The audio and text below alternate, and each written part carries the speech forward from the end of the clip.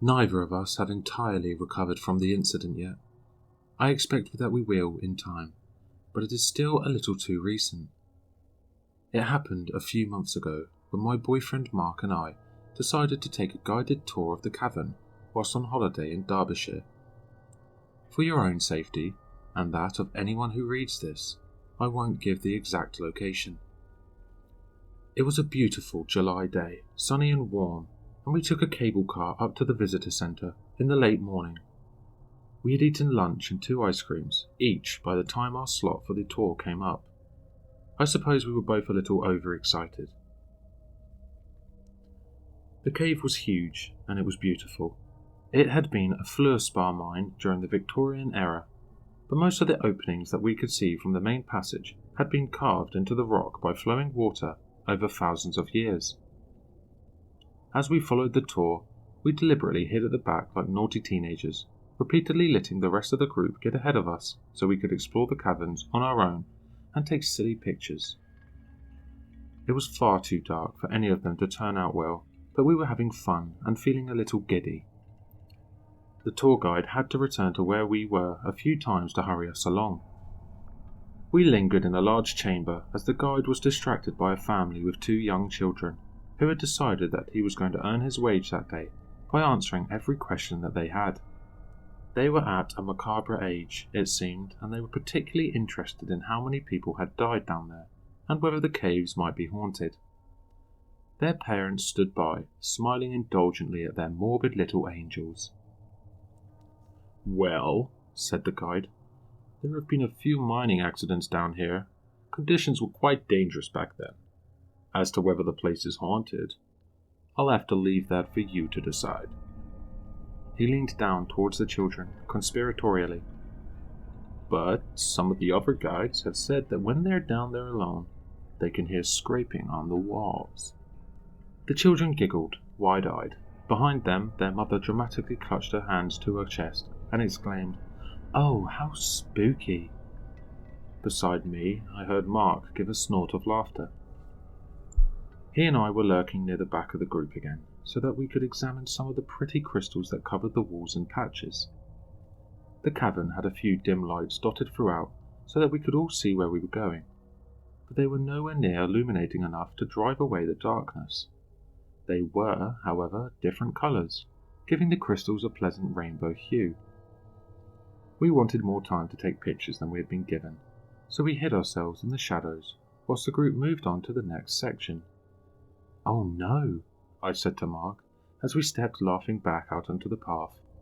"Somehow we've been left behind again." I spent a few minutes taking photos, first of Mark doing comical poses, and then of the crystals.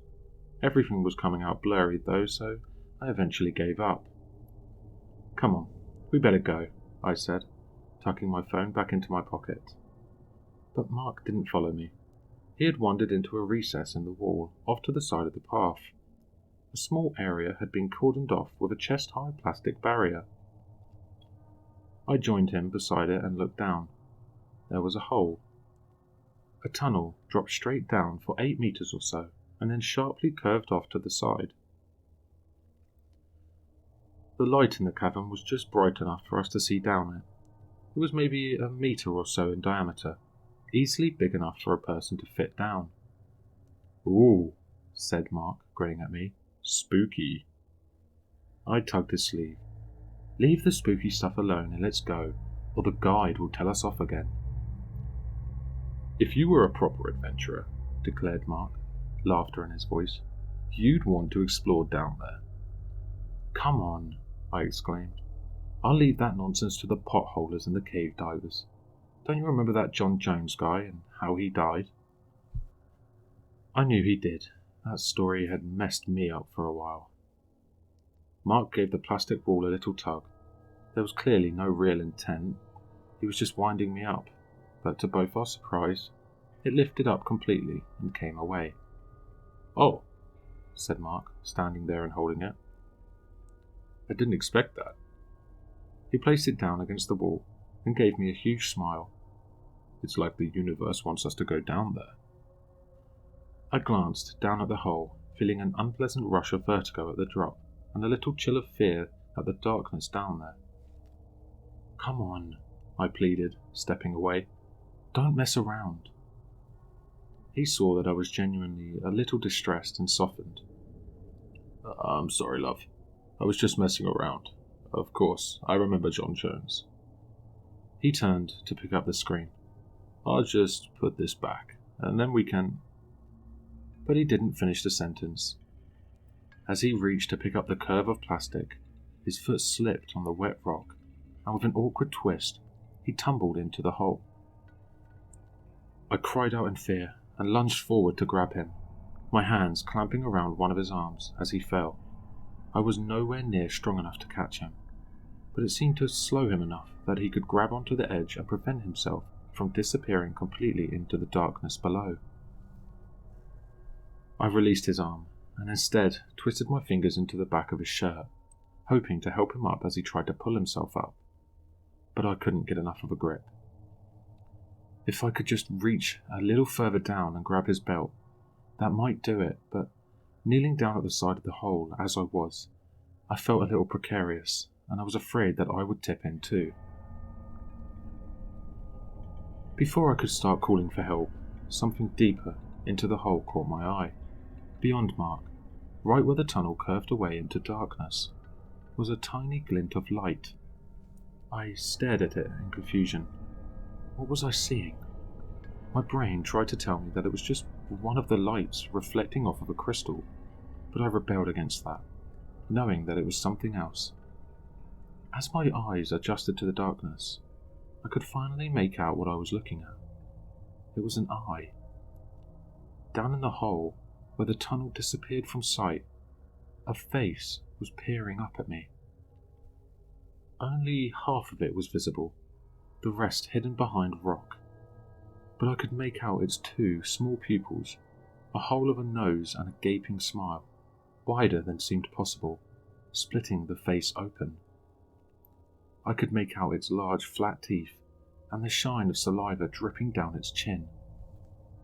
A violent shudder ran through me, and the only sound I could hear was my heart pounding in my ears. For a moment I was completely paralyzed by fear. And then the face began to move out into the tunnel. With a cry of horror and my previous concerns immediately forgotten, I lunged forward to grab Mark's belt.